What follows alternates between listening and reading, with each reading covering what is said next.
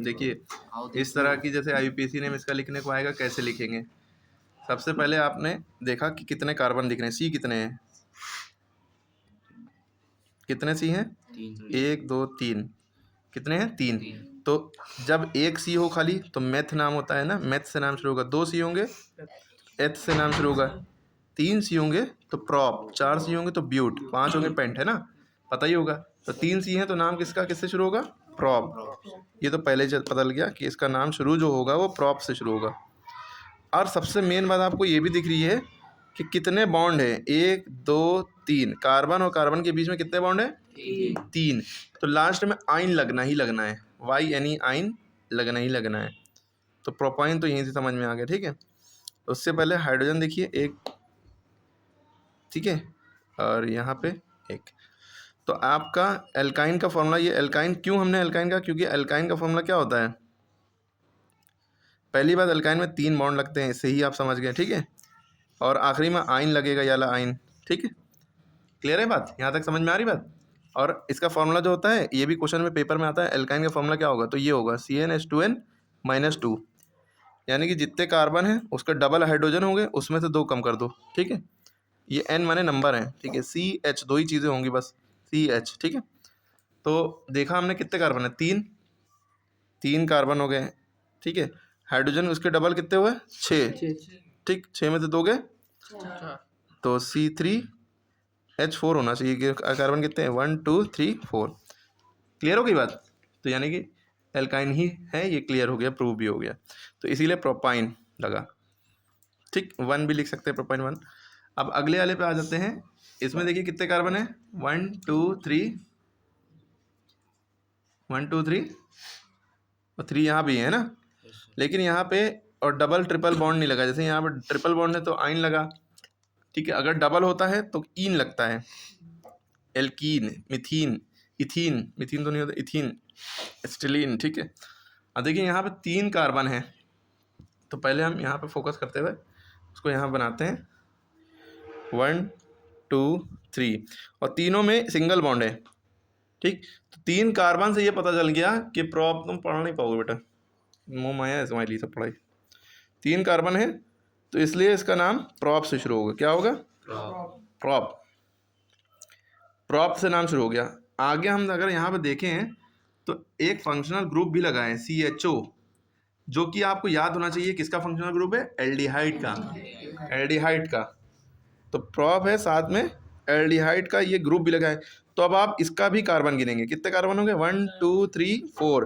तो आप प्रॉप नाम हो गए, ब्यूट नाम हो जाएगा, ठीक है। और CHO जब लगा हो किसी में, OH नहीं है CHO, तो आखिरी में अल लगना ही कंपलसरी है। आईयूपीएसी नेम अगर लिख रहे हैं तो क्या लगेगा, अल, क्योंकि ये एल्डिहाइड का है। किसका फंक्शनल ग्रुप है, एल्डिहाइड का है, तो इसलिए एल्डिहाइड में अल होता है, इसलिए आखिरी में अल लगेगा, ठीक है।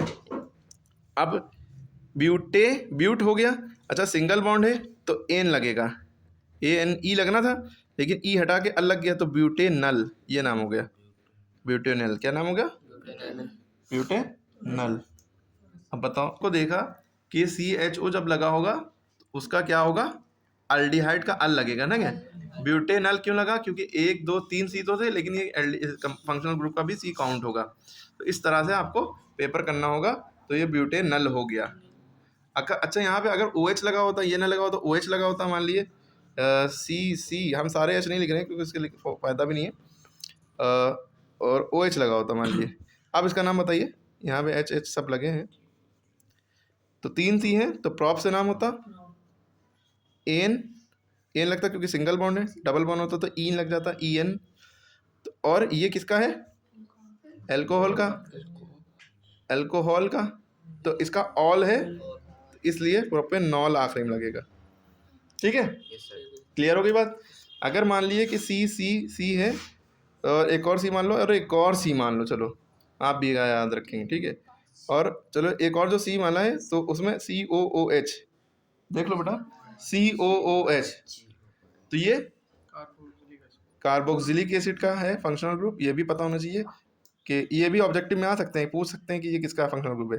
तो आपने सी गिने, 1 2 3 4 5 5 सी मान लो, कहीं पे जो है डबल बॉन्ड लगा है सपोज कर लो, ठीक है।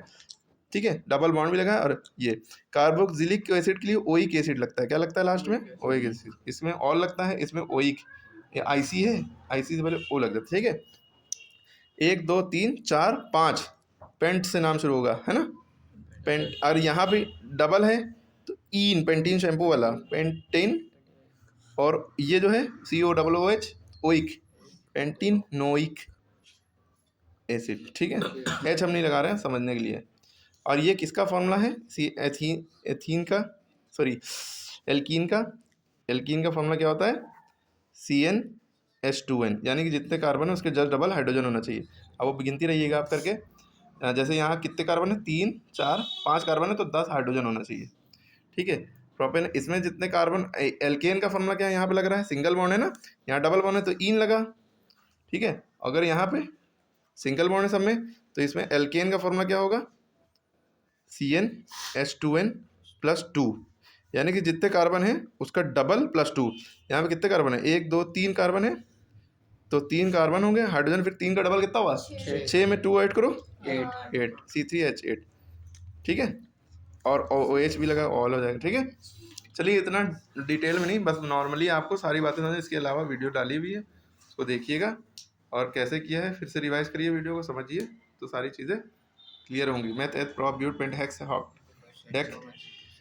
ठीक है, इसी तरह आपसे हम एक कमेंट में आंसर मांगेंगे कि यूरिया का फॉर्मूला क्या होता है? यूरिया और फॉर्मल्डिहाइड का कॉमन नेम, IUPAC नेम बताइए। अच्छा, एक चीज़ और आपसे, जैसे इसका IUPAC नेम पूछा गया, इसका कॉमन नेम पूछ लिया जाए तो जैसे प्रोपेनॉल है, ठीक है, ब्यूटेनॉल है, इथेनॉल है, पेंटेनॉल है, ऑल है, तो इन सब का कॉमन नेम होगा। जैसे C2H5OH लिखा है, ये एथाइल एल्कोहल, इसका कॉमन नेम तो एथाइल एल्कोहल है। और इसका असली नेम, 2 कार्बन देखें तो एच से नाम शुरू हुआ, इथेन ऑल लगेगा क्योंकि OH है ना, ऑल, जब भी OH होगा तो ऑल। इथेनॉल इसका नाम है, और ethyl alcohol, ethyl alcohol, OH देखा, अल्कोहल लिख दिया, तो अल्को जो कॉमन नेम होता है उसमें पूरा पूरा नाम ही लिख देते हैं। ठीक है, C2H5CHO अगर होता प्रोपेनॉल्डिहाइड लिख देते हैं। ठीक है, तो इस तरह से सारा होगा, आपको फिर से रिवाइज करके फिर से समझना है, फिर से वीडियो देखना।